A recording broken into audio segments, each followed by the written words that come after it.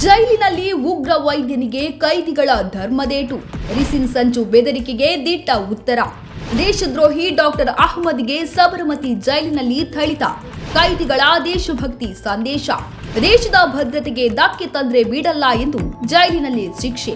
Ricin ಎಂಬ ಅತ್ಯಂತ ವಿಷಕಾರಿ ರಾಸಾಯನಿಕವನ್ನ ಬಳಸಿ ದೇಶದಾದ್ಯಂತ ಭಯೋತ್ಪಾದಕ ಸಂಚು ರೂಪಿಸಿದ್ದ ಉಗ್ರ ವೈದ್ಯನಿಗೆ ಕೈದಿಗಳೇ ಧರ್ಮದೇಟು ನೀಡಿದ್ದು, ದೇಶದ ಭದ್ರತೆಗೆ ಧಕ್ಕೆ ತಂದರೆ ಸುಮ್ಮನೆ ಬಿಡುವ ಮಾತೇ ಇಲ್ಲ ಎಂಬ ದಿಟ್ಟ ಸಂದೇಶವನ್ನ ನೀಡಿದ್ದಾರೆ. ಕೆಲ ಸಣ್ಣ ಪುಟ್ಟ ತಪ್ಪುಗಳನ್ನ ಮಾಡಿ ಜೈಲು ಸೇರಿರುವ ಕೈದಿಗಳು ದೇಶದ ಭದ್ರತೆಯ ಕುರಿತು ಹಾಗೂ ದೇಶದ ಮೇಲೆ ಇಟ್ಟಿರುವ ಅಪಾರ ಗೌರವ, ಪ್ರೇಮವನ್ನ ಇದು ತೋರಿಸಿದೆ. ಉಗ್ರ ಡಾಕ್ಟರ್ ಅಹ್ಮದ್ನನ್ನ ಬಂಧಿಸಿ ಹೈದರಾಬಾದ್ನಿಂದ ಗುಜರಾತ್ ಸಬರಮತಿ ಜೈಲಿನಲ್ಲಿ ಇರಿಸಲಾಗಿತ್ತು. ಈತನ ದೇಶದ್ರೋಹ ಕೃತ್ಯ ತಿಳಿದ ಜೈಲಿನ ಕೈದಿಗಳು ಆಕ್ರೋಶಗೊಂಡು ಹಿಗ್ಗಾಮುಗ್ಗಾ ಥಳಿಸಿದ್ದಾರೆ. ಹೆಚ್ಚಿನ ಭದ್ರತೆಯ ಸೆಲ್ನಲ್ಲಿದ್ದ ಕೈದಿಗಳು ಡಾಕ್ಟರ್ ಅಹ್ಮದ್ ಮೇಲೆ ದಾಳಿ ಮಾಡಿದ್ದಾರೆ. ಉಗ್ರನಿಗೆ ಥಳಿಸಿದ ಪ್ರಕರಣದ ಸಂಬಂಧ ತನಿಖೆ ಜಾರಿಯಲ್ಲಿದೆ. ಸೆಲ್ ಹೊರಗೆ ನಿಂತಿದ್ದ ಕಾವಲುಗಾರರು ಗದ್ದಲ, ಈತನ ಚೀರಾಟ ಕೇಳಿದ ತಕ್ಷಣ ಧಾವಿಸಿ ಬಂದು ದಾಳಿ ಮಾಡುತ್ತಿದ್ದವರಿಂದ ಉಗ್ರನನ್ನ ದೂರ ಎಳೆದೊಯ್ದಿದ್ದಾರೆ. ಥಳಿತದಿಂದ ಉಗ್ರ ಡಾಕ್ಟರ್ ಅಹ್ಮದ್ ತೀವ್ರ ಗಾಯಗಳಾಗಿದ್ದು ಆಸ್ಪತ್ರೆಗೆ ದಾಖಲಿಸಲಾಗಿದೆ.